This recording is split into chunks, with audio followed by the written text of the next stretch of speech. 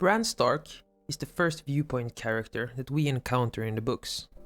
A young boy with an eagerness to explore, Bran is a very different character from the rest. He is the youngest of the viewpoint characters, but he is also the one who deals most with the magical side of the story.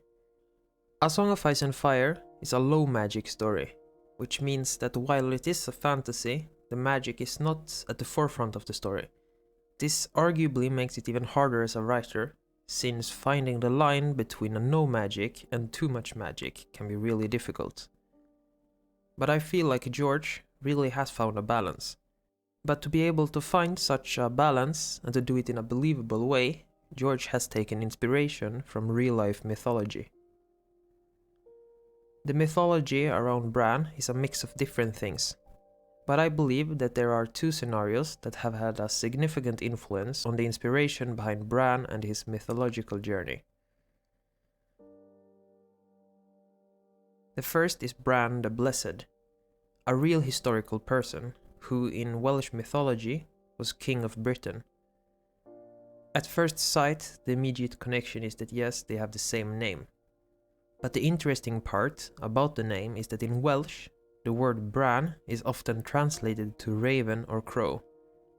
This is a clear connection to both the books and the show, where Bran in the books is looking for the three-eyed crow and in the show the three-eyed raven. And this man that they are looking for also calls himself Bloodraven. Bran the Blessed did, according to the mythology, have his head cut off, though his head still spoke for years after. This could be a connection to how Bran Stark is a cripple and lost his lower body, and how he is now also just a talking head.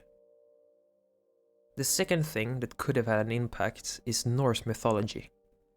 Odin is heavily connected with ravens and wolves. He has two pet ravens named Hugin and Munin, and is also connected to the wolf Fenrir, who is prophesied to kill Odin. Odin was also a shapeshifter, controlling or becoming animals of different sorts. In Norse mythology, there is also a very large tree called Yggdrasil, which extends through the different realms, having magical properties and being central to Norse mythology. Under Yggdrasil lies Mimir's well, where Odin sacrificed an eye to gain wisdom, and he also counsels the talking head of Mimir on different occasions. Bloodraven was probably inspired by Odin.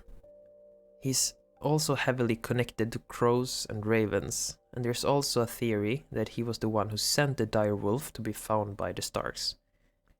If we want to, we could go one step further with this and analyze the fact that Odin's connection with wolves comes with Fenrir succeeding in killing Odin, as was foretold.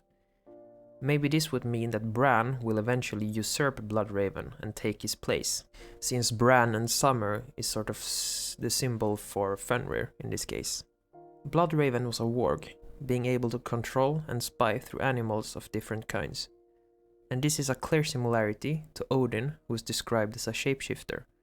There's also the weirwood trees, which play a big role in the mythology surrounding Bran and Bloodraven, and they are similar to Yggdrasil in that they have certain magical properties and both play a central role in their respective stories.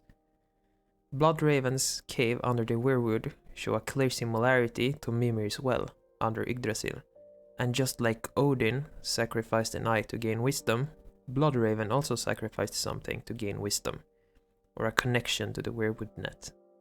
So to round things off, I think it's clear that much of the mythology surrounding Bran have been inspired by real-life mythology. But since nothing aligns perfectly, it's hard to pinpoint what influenced what. So this is my interpretation of these stories and how they are connected.